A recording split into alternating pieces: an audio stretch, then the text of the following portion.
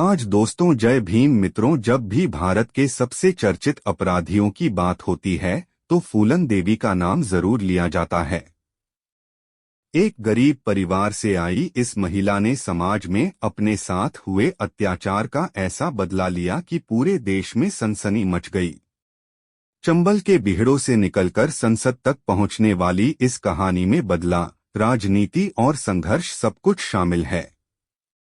लाशों पर पैर रखकर, खून से सनी राह पार कर कैसे फूलन देवी बैंडिट क्वीन बनी और फिर सांसद तक का सफर तय किया। अपनी स्पेशल क्राइम सीरीज में आपको चंबल की डाकू रानी से रूबरू करा रहे हैं। फूलन देवी का जन्म 10 अगस्त 1963 को उत्तर प्रदेश के जालौन जिले के गुरहा का पुरवा गांव में हुआ था।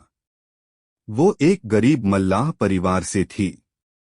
छोटी उम्र से ही उसने अन्याय के खिलाफ आवाज उठानी शुरू कर दी थी। 11 साल की उम्र में उसकी शादी 35 साल के पुत्तीलाल मल्लाह से कर दी गई।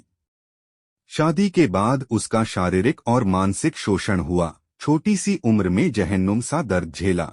हिम्मत कर पति को छोड़कर वो अपने गांव लौट आईं, लेकिन वहां भी उन्हें न्याय नहीं मिला। 16 साल की उम्र में फूलन देवी का अपहरण कर लिया गया और वो चंबल के डाकुओं के गैंग में शामिल हो गई। डाकू विक्रम मल्लाह से उसे सहारा मिला, लेकिन ठाकुर जाति के डाकू श्रीराम और लाला राम ने विक्रम की हत्या कर दी और फूलन को बंधक बना लिया। 21 दिनों तक फूलन के साथ लगातार गैंगरेप हुआ, जिसने उसकी जिंदगी नर्क में बदल गई। इस अमानवीय अत्याचार के बाद फूलन ने बदला लेने की ठानी। 14 फरवरी 1981 को फूलन देवी ने अपने गैंग के साथ उत्तर प्रदेश के बहमई गांव में हमला किया। उसने ठाकुर जाति के 22 लोगों को एक लाइन में खड़ा कर गोलियों से भून डाला। यह घटना देश भर में बहमई कांड के नाम से प्रसिद्ध हुई और इसने पूरे देश को हिलाकर रख दिया। इसके बाद फूलन देवी का नाम पूरे देश में गूंजने लगा। 1983 में फूलन देवी ने तत्कालीन मध्य प्रदेश के मुख्यमंत्री अर्जुन सिंह के सामने समर्पण किया। उसने कुछ शर्तें रखीं, जिनमें यूपी पुलिस के हवाले न किए जाने और फांसी न देने की मांग शामिल थी। 15,000 लोगों की भीड़ ने उसके आत्मसमर्पण को देखा, जिससे वे और भी चर्चित हो गईं। कैसे बनी सांसद? 11 साल जेल में रहने के बाद 1994 में उन्हें समाजवादी पार्टी की सरकार ने रिहा कर दिया। 1996 में उन्होंने समाजवादी पार्टी के टिकट पर मिर्जापुर से चुनाव लड़ा और लोकसभा सांसद बनी। हालांकि उनके सांसद बनने पर काफी विवाद भी हुआ, क्योंकि लोग एक पूर्व डाकू को राजनीति में देख हैरान थे। 25 जुलाई 2001 को शेर सिंह राणा नामक व्यक्ति ने दिल्ली में उनके सरकारी बंगले के बाहर गोली मारकर हत्या कर दी। शेर सिंह राणा ने दावा किया कि उसने ठाकुरों की हत्या का बदला लिया है। उसकी हत्या के बाद पूरे देश में हंगामा मच गया और फूलन देवी का जीवन हमेशा के लिए रहस्यमय बन गया। फूलन देवी पर बनी फिल्में।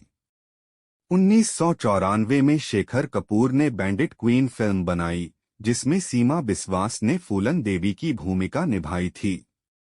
यह फिल्म विवादों में घिरी, लेकिन अंतर्राष्ट्रीय स्तर पर खूब सराही गई। फूलन देवी की कहानी केवल एक डाकू की नहीं, बल्कि एक औरत के संघर्ष, बदले और राजनीतिक सफर की दास्तान है। समाज ने उनके साथ अन्याय किया, जिसका बदला उन्होंने अपने तरीके से लिया। उसके जीवन पर कई किताबें और फिल्में बनी, लेकिन उनका सफर आज भी रहस्यमय बना हुआ है। फूलन देवी डाकू थीं या पीड़िता? यह सवाल आज भी लोगों के मन में बना हुआ है।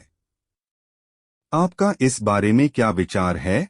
फूलन देवी ने कुकर्मों को छुपाने के लिए बहमई नरसंहार किया के पूर्व और बृजलाल का बड़ा खुलासा। यूपी के पूर्व डीजीपी और भाजपा सांसद बृजलाल ने बड़ा खुलासा किया है। उन्होंने कहा है कि फूलन देवी ने अपने कुकर्मों को छुपाने के लिए बहमई नरसंहार को अंजाम दिया था। बहमई नरसंहार को लेकर फूलन देवी की ओर से रची गई कहानी पर भी उन्होंने बड़ा बयान दिया है।